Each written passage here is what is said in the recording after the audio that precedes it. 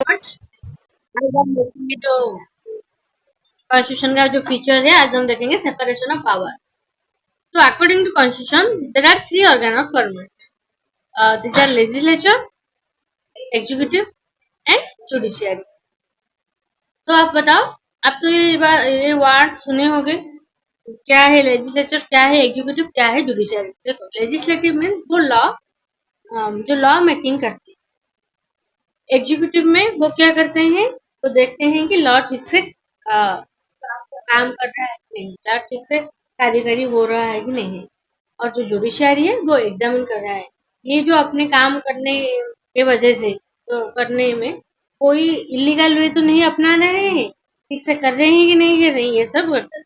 Suppose हम एक example लेंगे, जस्ट आपको ये तीन अर्गन समझने के लिए आपको एक एग्जाम्पल लेना है। तो घर में हमारे पास माँ बाप, माँ पिताजी एंड आपके भाई बहन ये सब होते हैं। क्या करते हैं, आपको फादर जो एक रूल बनाते हैं कि आप सभी को 10 बजे से पहले ही खा लेना चाहिए और 11 बजे होने तक आपको सो जाना चाहिए। ये लॉ बनता है। सपोज हम एक लॉ बना दिए, इसने हमारे पापा ने एक लॉ बना दी, ठीक है। अगर पापा तो ज्यादा तक घर में पापा जो फादर हैं वो अवेलेबल नहीं रहते हैं, वो अपनी ड्यूटी में जाते हैं और कुछ काम की वजह से बाहर भी जाना पड़ता है, तो हमारे घर में अवेलेबल रहती है हमारी माँ। तो लेजिस्लेटिव पापा ने क्या किया, लॉ बनाकर चले गए, लॉ बना दिए। और जो ठीक से काम कर रहे हैं कि नहीं, बच्चे बच्चे लोग खा रहे हैं कि नहीं खा रहे हैं, वो सो रहे हैं, ठीक से सो रहे हैं या सोने का ढंग कर रहे हैं, सोने का नाटक कर रहे हैं, ये सब देखने के लिए हमारे पास कौन है, हमारी माँ है। आप कितने भी शरारत करो, आप कितने भी नाटक करो, माँ हमेशा पकड़ पकड़ लेगी वो नाटक, ठीक है।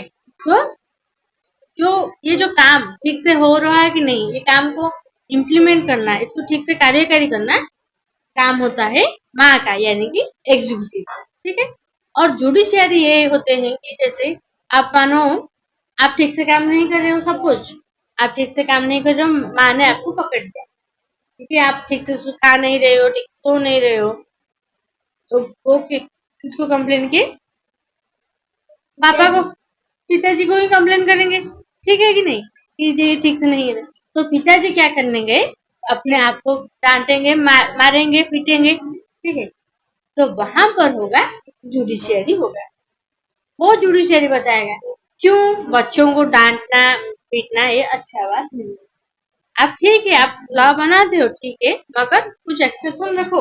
अगर बच्चा भी कुछ कुछ दिन उसे भी बाहर तक घूमने दो, ये सब जो है, जो काम करता है, जो जुडिशरी करता है कि ये जो आप लॉ बना रहे हो, जुडिशरी ये काम कर रहा है कि जो लॉ बना रहे हो आप, वो ज्यादा स्ट्रिक्ट ना हो। इसका मतलब ये है कि ये इतना भी लॉ पापा ऐसे स्ट्रिक्ट लॉ नहीं बनाए जैसे कि हमारे ऊपर और ज्यादा दिक्कत आए। जैसे कि कोई बच्चे होंगे जिसको जो रात भर पढ़ सकते हैं, यानी कि रात को 1 बजे, रात को 12 बजे तक पढ़ सकते हैं, वो सुबह नहीं जल्द उठकर नहीं उठ सकते हैं, ठीक है। तो उनके लिए ये लॉ क्या होगा, बहुत स्ट्रिक्ट होगा। तो ये जो जुडिशियरी होगा, जुडिशियरी इसका मतलब हमारे घर में जो दादाजी और दादी जी रहते हैं, वो क्या करेंगे, वो आपके पापा ने जो फादर ने जो लॉ बनाया उसको क्या करेंगे, वो एग्जामिन करेंगे कि अच्छा आप ये लॉ बनाए हो तो ये लॉ ठीक होगा कि नहीं होगा सभी के लिए।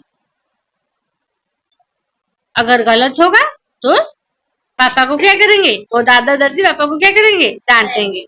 वैसे ही जो जुडिशियरी है, वो जुडिशियरी एग्जामिन कर रहा है कि ये जो आप लॉ बना रहे हो ना, ये लॉ ठीक है कि या नहीं, ये लॉ अच्छा होगा या नहीं, ये ठीक से कार्यकारी हो रहा है, सॉरी, ये ठीक से हमारे नियम कॉन्स्टिट्यूशन के अकॉर्डिंग है या नहीं, ये सब कौन एग्जामिन करता है, जुडिशियरी। तो आई थिंक ये जो पैराग्राफ यहाँ पर जहाँ जो भी लिखा है वो हमने डिस्कशन किया एक एग्जाम्पल के तौर पर, ठीक है। जस्ट हम देखेंगे the legislature reference to our elected representative, the executive. तो लेजिस्लेचर में जो लॉ बनाते हैं, लॉ को बनाता है जो प्राइम मिनिस्टर, चीफ मिनिस्टर ये होते हैं, जो मेंबर ऑफ पार्लियामेंट होते हैं, ये सब बनाकर, तो ये क्या होते हैं, हम इन्हें चुनकर भेजते हैं। और जो है एग्जीक्यूटिव है वो smaller group of people who is responsible for implementing laws and running the government. ये कौन होते हैं? जो लॉ को इम्प्लीमेंट कर रहे हैं, लॉ को कार्यकारी कर रहे हैं, ठीक से हो रहा है कि नहीं हो रहा है, कैसे करने से ये लॉ ठीक से कार्यकारी होगा, ये सब अनुध्यान करते हैं कौन? एग्जीक्यूटिव। तो एग्जीक्यूटिव में भी जो हम लोग जाते हैं वो भी रिप्रेजेंटेटिव है, हमने ही उन्हें चुनकर दिया। देखो बहुत सारे एमएलए एमपी है, मगर सारे एमएलए एमपी तो मिनिस्टर नहीं है ना, उनमें से कुछ एमएलए और एमपी होंगे जो कि मिनिस्टर होंगे। ठीक है, वो जो मिनिस्टर क्या करते हैं, वो देखते हैं कि ठीक से कार्य हो रहा है कि नहीं हो रहा है, कैसे करेंगे तो ये कार्य ठीक से होगा, ये सब देखते हैं। और जो रो है जुडिशियरी, जुडिशियरी आपको यूनिट 3 में हम देखेंगे, ये कैसे जो कोर्ट है हमारे कंट्री में, ये सब देखेंगे। तो गवर्नमेंट का इन किसी भी एक पार्ट में अगर मिसयूज होता है, तो अगर पावर का मिसयूज करते हैं, कोई भी अपना पावर का मिसयूज कर सकता है। जैसे कि लेजिस्लेटिव हम जो भी लॉ बना दे, एग्जीक्यूटिव कहेंगे, एग्जीक्यूटिव कहेगा कि हम ये इम्प्लीमेंट हो रहा है कि नहीं हो रहा है, हमें क्या जा रहा है। जुडिशरी बताएगा कि क्यों हम डांटेंगे, क्यों हम लेजिस्लेटिव को डांट देंगे कि वो ये लॉ ठीक है कि नहीं है। हम अपना काम नहीं करेंगे, हम आलसी हो जाएंगे, तो क्या होगा? हमारा गवर्नमेंट, हमारा देश बिगड़ जाएगा। इसीलिए हमारे पास हमारा कॉन्स्टिट्यूशन है, वो कॉन्स्टिट्यूशन में लिखा हुआ है कि ये लॉ आपको बनाना है। तो वो जुडिशरी जो होगा, वो जुडिशरी, तो each organ constitution, each of this organ should exercise different power. तो हमारा कॉन्स्टिट्यूशन बोलता है कि ये जो ऑर्गन, 3 ऑर्गन है, वो अपने अपने काम करते हैं अपने पावर के according. Through this each organ acts as a check on the other organ of government and this ensure the balance of power between all the 3। तो यह आने से जब हमने बताया कि क्या किया, लेजिस्लेटिव तो लॉ बना दिए, एग्जीक्यूटिव ने क्या किया, उसे अनुध्यान किया। देखो लेजिस्लेटिव जी, ये जो पिताजी जो आपने लॉ बनाए हैं, ये ठीक से कार्यकारी नहीं हो रहा है, तो पिताजी भी क्या करेंगे, ज्यादा स्ट्रिक्ट हो जाएंगे। और उसके बाद जो जुडिशरी है, वो क्या करेगा, जो लेजिस्लेटिव अपने आप मनमानी जो करता रहा, उसे भी क्या करेगा, चेक करेगा। तो इसलिए हम ये जो 3 ऑर्गन है, परस्पर डिपेंडेंट ऑन ईच अदर। इससे मतलब ये है कि अगर कोई भी एक ठीक से काम नहीं कर रहा है, तो दूसरा उसको पकड़ लेगा कि आप ठीक से काम नहीं कर रहे। तो इससे क्या होगा, उसका इंसल्ट होगा, तो सब लोग अपने आप काम ठीक से करेंगे। तो लेजिस्लेटिव, एग्जीक्यूटिव, जुडिशरी तीनों अपने अपने काम कर रहे हैं, ठीक है। इसलिए हमारा सिस्टम, जो हमारा गवर्नमेंट चल रहा है, डेमोक्रेटिक गवर्नमेंट चल रहा है, ठीक है। हाँ बताओ। एक एमएलए मछली वालों को बोला कि हम एमएलए है, मुझे मछली नहीं तो दे देगा? नहीं देगा। छीन कर लेगा तो क्या होगा? आप पुलिस में कंप्लेन करोगे, क्योंकि देखो ये वो जो एमएलए है वो लेजिस्लेटिव का पार्ट, अगर जो एग्जीक्यूटिव है, जो पुलिस है, डिस्ट्रिक्ट मजिस्ट्रेट है, ये जो सारे सिस्टम है, जो ये सब क्या किसके पार्ट में आता है, एग्जीक्यूटिव के पार्ट में आता है। तो आप पुलिस में कंप्लेन करोगे, एमएलए होने के नाते भी आप अरेस्ट हो सकते हो, अगर आप ठीक किसी को कोई भी अपने पावर का मिसयूज करते हो और किसी को इंसल्ट कराते हो। The word state is often used in the chapter। तो इसका मतलब ये स्टेट का मतलब ये है, पर ये स्टेट गवर्नमेंट नहीं है, इसका मतलब स्टेट है, इसका मतलब है कि government. Distinguish it from government। Government is responsible for administrating and enforcing law. Government है जो कि लॉ को एनफोर्स कर रहा है, लॉ ठीक से कार्यकारी हो रहा है कि नहीं हो रहा है, उसको अनुध्यान कर रहा है। Government can change with election. Government जो है वो चेंज भी हो सकता है इलेक्शन के according. The state, on the other hand, refers to political institution that represents sovereign people who occupy। तो गवर्नमेंट और स्टेट दोनों अलग अलग कंसेप्ट है, समझ में आया। गवर्नमेंट इसका मतलब है कि वो चेंजेस होता है, हाई पीयर में जो चेंजेस होगा वो है गवर्नमेंट। मगर स्टेट है जो कि हम सोवेरेन है, sovereign people who occupy definite territory. State का मतलब है कि वो एक एरिया है जिसमें पीपुल ही सोवेरेन पावर होते हैं। सोवेरेन इनके सुप्रीम पावर, पीपुल के पास एक सुप्रीम पावर है। और ऑक्यूपाइड डिफरेंट टेरिटोरी, के पास एक टेरिटोरी भी होता है, जैसे कि इंडियन स्टेट, नेपाली स्टेट, ये सब देखें। Indian state is a democratic form of government. Government is one part of the state. The state refers to more than just the government and cannot be used interchangeably with it। तो इसका मतलब है कि जो state, इसका मतलब वो एक ब्रॉडर कंसेप्ट है, वो गवर्नमेंट नहीं है। जो हम बोलते हैं स्टेट गवर्नमेंट, इसका मतलब है कि गवर्नमेंट है तो, मगर स्टेट ये परमानेंट रहेगा, सभी वक्त के लिए स्टेट रहेगा।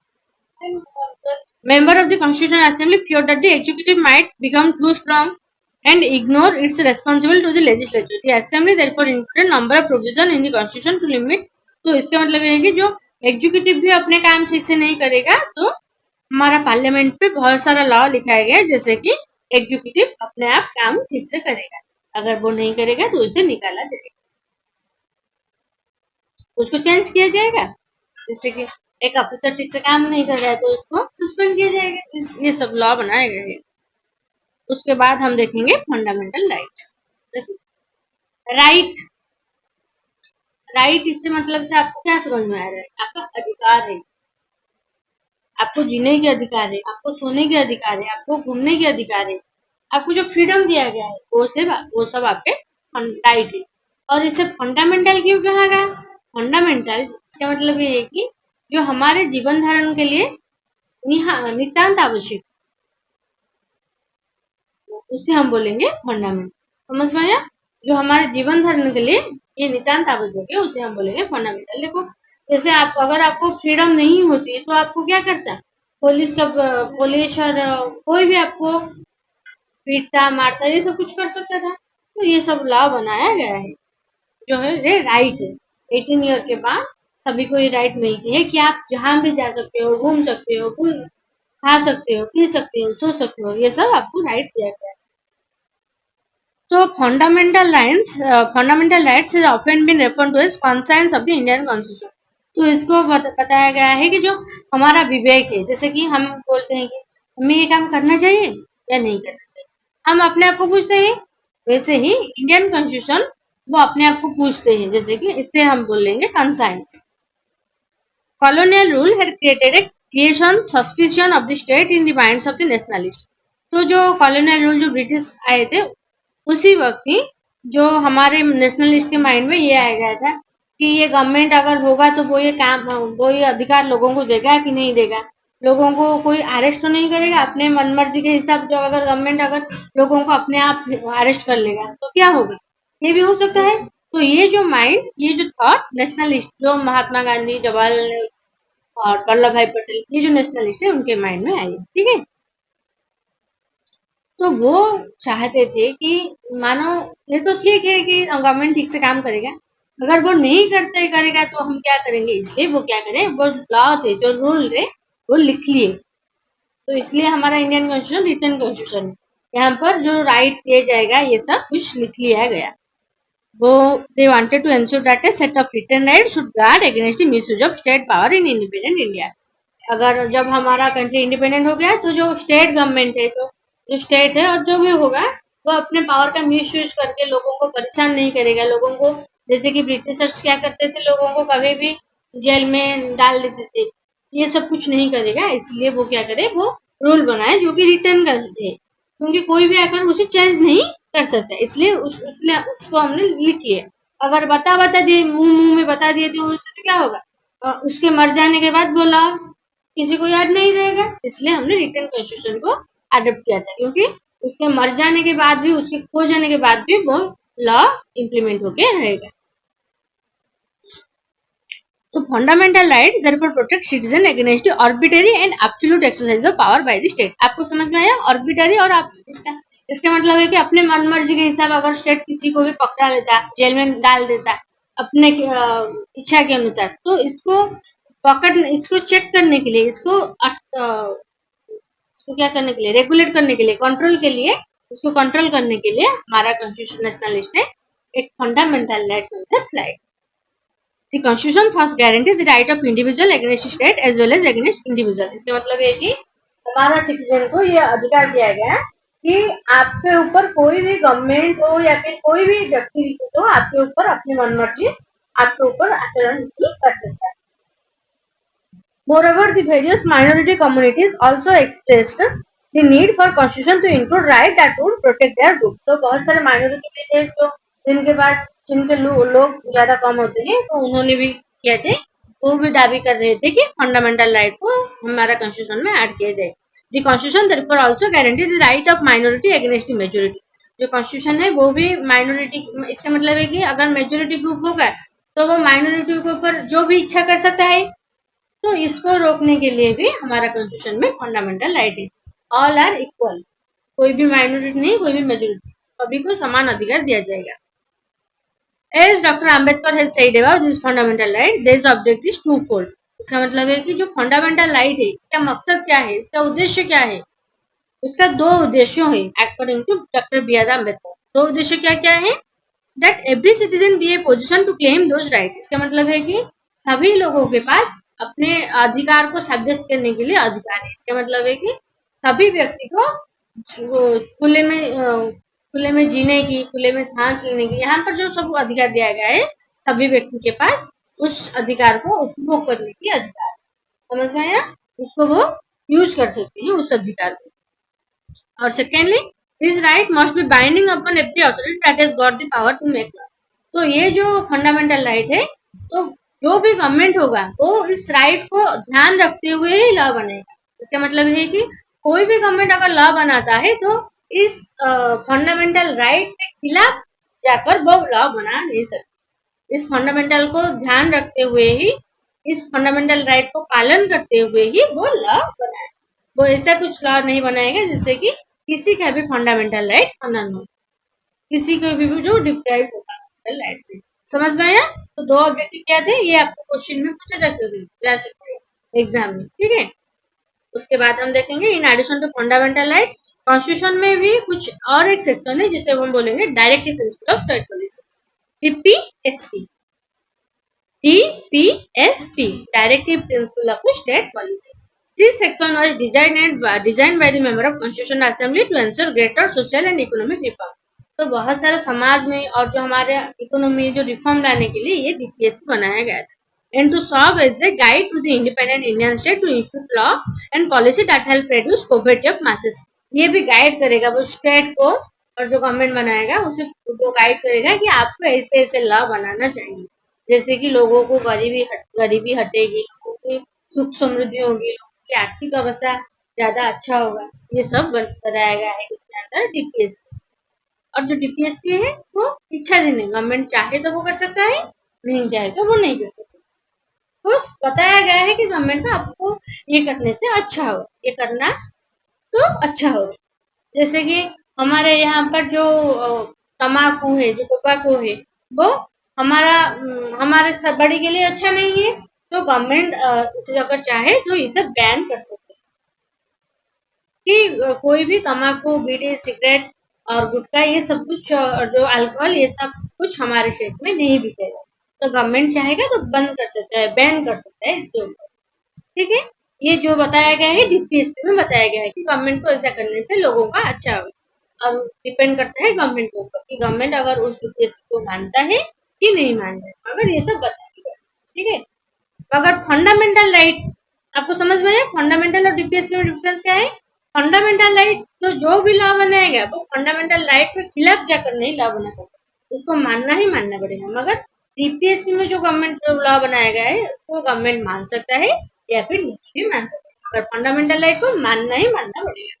तो हमारा कॉन्स्टिट्यूशन में 6 फंडामेंटल राइट, एक है right to equality, that means all person are equal before law, उनको इक्वली प्रोटेक्शन दिया जाएगा। No citizen shall be discriminated against on the basis of उनके रिलीजन, कैस्ट, सेक्स के आधार पर कोई भी व्यक्ति को हम ह्यूमिलेट नहीं करेंगे, किसी को भी हम अत्याचार नहीं करेंगे। अभी सभी लोगों के पास अधिकार है public places, school then college, tuition, school, college, उसके बाद लाइब्रेरी, पार्क, ये सब जो है पब्लिक प्लेसेस में वो जा सकते हैं, आपको कोई भी मना नहीं कर सकता। और जो state can not discriminated against anyone matter of employment के मामले में भी ये बता नहीं सकते कि सभी बच्चे एग्जाम दे सकते हैं, सभी बच्चे जॉब कर सकते हैं। देयर आर एक्सेप्शन, तो हम देखेंगे कि क्या क्या एक्सेप्शन है, वो हायर क्लासेस में देखेंगे और इस क्लास में देखेंगे। उसके बाद आता है राइट टू फ्रीडम। तो इसका मतलब है कि आपके पास स्पीच, आपके जो आप बोलने के अधिकार है, आपको कुछ भी बोल सकते हो। एक्सप्रेशन, आपको अगर कोई भी बताना है आप लिखकर बता सकते हो, और जो आपको बोल कर भी आप बता सकते हो कुछ भी। और उसके बाद राइट टू फॉर्म एसोसिएशन, आप एसोसिएशन भी बना सकते हो, आप 2-5 दोस्त मिलकर एक एसोसिएशन भी बना सकते हो, ठीक है। उसके बाद आता है मूव फ्रीली, आप कहीं भी घूम सकते हो, कहीं भी आपके रह सकते हो इस कंट्री में, ज्वाइन कुछ भी जो कोई भी जगह हमारे कंट्री के बाउंड्री में आता है आप वहां पर रह सकते हो। और आप चाहे जो भी प्रोफेशन आपको अच्छा लग रहा है, आपको दुकान करना है करोगे, आप व्यवसाय कर बिजनेस करना चाहोगे करोगे, आपको टीचरशिप बनना है बनोगे, आपको डॉक्टर बनना है बनोगे, आपके पास जो भी कुछ करना है आपको कर सकते हो। और ऑक्यूपेशन और बिजनेस आप जो चाहे कर सकते हो, ये है आपका फ्रीडम। उसके बाद आता है right against exploitation. Exploitation means अत्याचार जो हम करते हैं, किसी के ऊपर जो अत्याचार को रोकने के लिए ये दिया गया है right against exploitation. The constitution prohibits human trafficking. Human trafficking इसका मतलब है कि जैसे आपको बच्चे होते थे तो आपको बताया गया था जल्दी जल्दी खा लो, नहीं तो एक बच्चा चुराने वाला एक बच्चा चोर घूम रहा है, जो बच्चा चोर आपको क्या पकड़ के ले जाएगा। ये जो होता है ये इसको ही हम बोलेंगे ह्यूमन ट्रैफिकिंग। ये जो एग्जाम्पल मैंने दिया, ह्यूमन ट्रैफिकिंग का मतलब ये है कि आप कई सारे लोगों को क्या करते हो, किडनैप करके कहीं भी ले जा सकते हो। इसको रोकने के लिए राइट एगेंस्ट एक्सप्लोइटेशन अधिकार दिया गया है।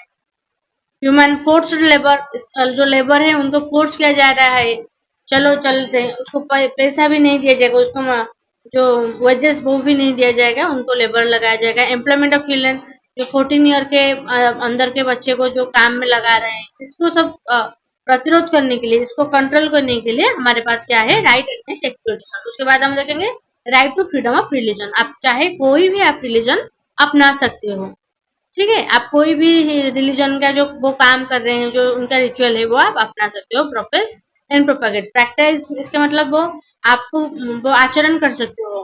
प्रोफेस एंड प्रोपागेट, आप एक्सपैंड भी कर सकते हो, वो स्प्रेडिंग भी कर सकते हो उस रिलीजन, ठीक है। आप अगर एक हिंदू हो तो आप मुस्लिम में भी कन्वर्ट हो सकते हो, आप मुस्लिम हो तो आप बुद्धिस्ट में भी कन्वर्ट हो सकते हो। आप जो बुद्धिस्ट वो पालन करते हैं, आप उनके भी जो नियम ये सब आप कुछ आचरण कर सकते हो, कोई भी आपको नहीं रोकेगा। आप अगर एक रिलीजन में हो तो आप रिलीजन भी चेंज कर सकते हो, ये हमारा कॉन्स्टिट्यूशन में लिखा है। उसके बाद हम यहाँ देखते हैं कल्चरल और एजुकेशनल लाइफ। तो जो कॉन्स्टिट्यूशन बोल रहा है कि जो माइनॉरिटी है, इसका मतलब है कि जिनका लोक संख्या ज्यादा कम है। हम देखेंगे अगर माइनॉरिटी जिनके लोगों की संख्या कम है, जैसे कि अगर हम रिलीजन वाइज अगर डिफाइन करें, हिंदू, मुस्लिम, पारसी, क्रिश्चियन, जोरास्ट्रियन, बुद्धिस्ट, ये जो पारसी, क्रिश्चियन, जोरास्ट्रियन, इनको हम बोलेंगे माइनॉरिटी, यानी कि हमारे पूरे इंडिया में इनकी संख्या बहुत कम है एज कम्पेयर टू हिंदू और मुस्लिम। तो लिंग्विस्टिक, आप देखो हमारे यहाँ पर हम उड़ीसा में उड़िया बोलते हैं, आंध्र में हम तेलुगु बोलेंगे, केरला में हम मलयालम बोलेंगे, ये जो सब है, जो गुजराती में गुजराती, महाराष्ट्र में मराठी, ये सब जो लैंग्वेज के बेसिस पे भी हमारा कोई भी क्या कर सकता है, जो वो अपना अपना एजुकेशनल इंस्टीट्यूशन को स्थापित कर सकते हैं, जैसे कि हमारा ओन कल्चर को हम प्रिजर्व कर सकते हैं। हम उड़िया स्कूल बना सकते हैं, ठीक है। जो भी होगा हमारा कल्चर के लिए हम उसको उसको क्या करेंगे, रिटेन कर सकते हैं, जैसे हमारा कल्चरल एजुकेशनल राइट। उसके बाद आता है राइट टू कॉन्स्टिट्यूशनल रेमेडी। तो अगर आपका कोई भी अधिकार आपको हनन होता है, जैसे कि आप अगर 18 साल तक हो गए हो, कोई भी आपको गाली गुलज कर रहा है, अगर कोई भी आपको गाली गुलज कर रहा है, तो ये भी फंडामेंटल राइट में लिखा है, किसी के पास अधिकार नहीं है कि आपको कोई कुछ कह सके। अगर कोई कहता है तो आप डायरेक्ट सुप्रीम कोर्ट जा सकते हो कि ये मुझे गाली गुलज कर रहा है, ये मेरे फंडामेंटल राइट को हनन कर रहा है, ठीक है। तो आप डायरेक्टली जो जा सकते हो फंडामेंटल राइट, जो स्टेट वो तो इसके लिए तो पुलिस है, पुलिस के बाद स्टेट गवर्नमेंट ऐसा कुछ देखेंगे, फिर भी अगर आप चाहते हो तो आप डायरेक्टली सुप्रीम कोर्ट जा सकते हो, high court, supreme court, direct आप जुडिशरी के पास जा सकते हो, ठीक है। उसको हम बोलेंगे क्या, राइट टू कॉन्स्टिट्यूशनल लिमिट। तो आपको 6 राइट बताना है, पहले आप क्या करोगे, राइट टू इक्वलिटी, पहले आप इक्वल होगे। उसके बाद आप जो चाहे आपको इक्वल बनेंगे तो आप चलोगे, जो भी जहां भी जाना है चलोगे। तो फ्रीडम ये है, जो है राइट टू फ्रीडम। फ्रीडम आपको मिल गया, फिर आप देखोगे कि कोई भी मुझे कोई कुछ नहीं कहे, आपको कोई अत्याचार नहीं किया। तो उसके बाद आता है हमारा right to freedom of religion. उसके बाद आप जो भी रिलीजन अपना सकते हो। उसके बाद आता है कल्चरल और एजुकेशनल राइट। उसके बाद अगर कोई भी कुछ हनन होता है तो उसके बाद आता है कॉन्स्टिट्यूशनल लिमिट। तो समझ में आया। तो हम देखेंगे अब सेकुलरिज्म। तो सेकुलरिज्म इसका मतलब है कि हमारा कंट्री में बहुत सारे रिलीजन है, हिंदू, मुस्लिम, पारसी, जोरास्ट्रियन, बुद्धिस्ट, ये सब कुछ है। तो अगर हमारा गवर्नमेंट अगर करेगा कि हमारा स्टेट का रिलीजन क्या है, जैसे हमारा स्टेट बार्ड है, हमारा कंट्री का नेशनल बर्ड है, नेशनल एनिमल है, ये सब कुछ है। तो नेशनल रिलीजन क्या होगा? जैसे कि पाकिस्तान में नेशनल रिलीजन है इनका मुस्लिम। तो हमारा इंडिया में क्या है नेशनल रिलीजन? हमारा कोई भी नेशनल रिलीजन नहीं है। इसका मतलब है कि हम सभी रिलीजन को इक्वल मानते हैं, इक्वल ट्रीट करते हैं। तो सेकुलरिज्म इसका मतलब है कि हम सभी रिलीजन को इक्वल मानते हैं, सभी रिलीजन को हम सम्मान कर रहे हैं, मगर कोई भी रिलीजन को हम ज्यादा फोकस नहीं देते, किसी को भी हम प्रायोरिटी नहीं, उस जो कि हमारा स्टेट का कंट्री का रिलीजन हो सके। तो secular state is one in which state does not officially promote any one religion as the state religion. तो हमने बताया कि हमारे पास कोई भी स्टेट रिलीजन नहीं है, मगर पाकिस्तान में स्टेट रिलीजन है जो कि मुस्लिम है, मगर हमारा कोई भी स्टेट रिलीजन नहीं है। तो अब देखोगे कि country history often determine the kind of constitution that a country adopt itself. तो हिस्ट्री अगर आप उठाकर देखोगे तो आप देख सकते हो कि कोई कंट्री कैसे अडॉप्ट कर रहा है। The constitution place a crucial role in laying out the ideal that we would like all citizen of the country to adhere to. तो कॉन्स्टिट्यूशन में एक सब कुछ लिखा हुआ है कि वो कैसा एक लॉ बना है जो कि सभी लोगों के लिए वो एप्लीकेबल होगा। जस्ट लाइक जैसे कि गेम को जो फुटबॉल के गेम होगा, और जो जो constitutive rules will affect the game. Indian जो जो बनाते हैं कि वो क्या क्या रूल है, उस रूल को हम फॉलो करोगे। In Indian constitution has been amended over the year to reflect new concern of the politics. तो पॉलिसी भी चेंज हो रहा है। जैसे कि मानो उस वक्त क्या नहीं था, उस वक्त ये जो फोन ज्यादा नहीं हुई, जो फोन नहीं था, ठीक है, इंटरनेट से नहीं था, कोई भी आपको जो गाली गुलस भी कर रहा है फोन पे, ये सब कुछ, ये टॉपिक ही नहीं थी, मगर ये अब भी एक टॉपिक आ गया है, फोन आ गया है, ये सब कुछ हो रहा है। तो इसके लिए हमारा कॉन्स्टिट्यूशन में भी कुछ अमेंडमेंट किया जाता है, वो संशोधन करते हैं। जैसे कि आप अगर कुछ लिख रहे हो, अगर आपका गलत हो गया तो आप क्या करते हो, उसको इरेजर मानते हो या फिर उसको कटाकर एक नई जगह पर लिखते हो।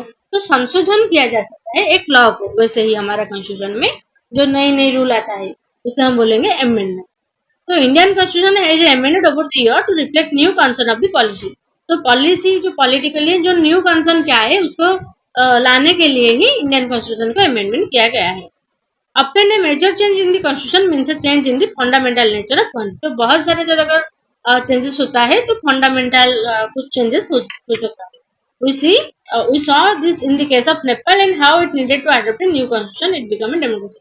तो हमने नेपाल में भी देखा था वो कैसे डेमोक्रेसी को अडॉप्ट किए थे। The different feature of Indian constitution outlined above। हमने देखा कि क्या देखे फेडरलिज्म हमने देखे, और पार्लियामेंट्री फॉर्म ऑफ गवर्नमेंट देखे, और क्या देखे सेपरेशन ऑफ पावर हमने देखे, और क्या देखे फंडामेंटल राइट। उसके बाद हमने क्या देखे सेकुलरिज्म, ये सब कुछ दिखा है ना। उसके बाद भी हमारे पास डीपीएसपी रहेगा, ये एक सेपरेट हो गया।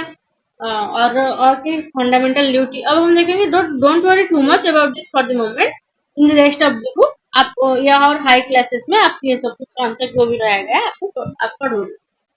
इन दी एबव फोटो आप देख रहे हो कि जो मेंबर थे कॉन्स्टिट्यूशन असेंबली के लिए वो कॉन्स्टिट्यूशन का एक कॉपी में साइन कर दिए, जो कि 24 जनवरी 1950 को फाइनल सेशन हुआ था। फर्स्ट पेपर में जवाहरलाल नेहरू साइन कर रहे हैं, सेकंड में डॉक्टर राजेंद्र प्रसाद साइन कर रहे हैं, और जो है जो Jairamdas Daulatram minister for food and agriculture, जो जय कुमारी अमृतकर हेल्थ मिनिस्टर थे, जॉन मटाई जो कि फाइनेंस मिनिस्टर थे, सरदार वल्लभ भाई पटेल डेप्यूटी प्राइम मिनिस्टर थे, और उनके बाद है जगजीवन राम जो कि लेबर मिनिस्टर है। यहाँ पर सब कुछ लिखा गया। तो आपको जो लिखना है कि जो हमारे पास फंडामेंटल ड्यूटी भी है, आपको अगर ये अधिकार नहीं मिला है तो आपको एक ड्यूटी भी है। जैसे कि आप अगर कोई कभी भी अगर आप तिरंगा देखते हो, हमारा नेशनल फ्लैग देखते हो, तो हम क्या करते हैं उसे रेस्पेक्ट देते हैं। अगर हम क्या करेंगे जातीय संगीत जो नेशनल एंथम हम क्या करते हैं गान करते हैं। ये सब कुछ है हमारा फंडामेंटल ड्यूटी। अगर और हम ये काम नहीं करेंगे जैसे कि हमारा देश का प्रोटेक्शन के लिए कोई भी हानि हो, जैसे कि हम देश के इंफॉर्मेशन किसी दूसरे देश को नहीं देंगे, ये सब कुछ हमारा फंडामेंटल ड्यूटी में लिखा हुआ है। हमारा कॉन्स्टिट्यूशन में फंडामेंटल ड्यूटी 11 टाइप का है, 11 टाइप का। सिर्फ अधिकार दिए गए मगर 11 आपको काम करना है, ये ड्यूटी। उसके बाद हम देखेंगे क्या विथ ड्राइंग पिक्चर पोएम और सॉन्ग डिस्कस देम, तो आपको ये सब देखना है, ठीक है, ये नहीं है। उसके बाद हम देखेंगे क्वेश्चन आंसर। ये चैप्टर फिनिश हो गया, तो आप क्वेश्चन आंसर देखोगे। ये जो है ग्लोसरी, ठीक है, आप क्वेश्चन आंसर कर सकते हो। 1 number, why does a democratic country need a constitution. उसके बाद 2 नंबर आता है, जो जैसे कि एग्जीक्यूटिव पावर क्या क्या है, जो 2 कॉन्स्टिट्यूशन थे नेपाल के, जो चेंजेस हुए थे, क्या क्या चेंजेस हुए। देन 3 नंबर है, देयर नो रेस्ट्रिक्शन, अगर इलेक्टेड रिप्रेजेंटेटिव में पास कोई भी रेस्ट्रिक्शन नहीं था, तो वो क्या करते अपने मनमर्जी के हिसाब रूल लॉ ये सब कुछ बनाते। फिर 4 नंबर है आपका माइनॉरिटी, आप किससे दोगे कि जिसका पॉपुलेशन ज्यादा कम होगा परसेंटेज, उसे हम बोलेंगे माइनॉरिटी। 5 नंबर में आपके कॉन्स्टिट्यूशन में का कुछ फीचर दिया गया है, आपको जो इस फीचर को आप फीचर के बारे में आप क्या समझते हो, आप ये लिखना, आप लिखोगे। उसके बाद हम देखेंगे जो इंडियन स्टेट है वो कौन कौन देश में बॉर्डर बनाते हैं, जैसे कि बांग्लादेश, भूटान, नेपाल, ये आपको मैप में देकर लिखना है, ठीक है। सो आपको ये, अगर ये वीडियो आपको अच्छा लगा तो आप लाइक कीजिएगा और ज्यादा से ज्यादा दोस्त के साथ शेयर कीजिएगा और सब्सक्राइब करने के लिए मत भूलिएगा। So thank you for watching.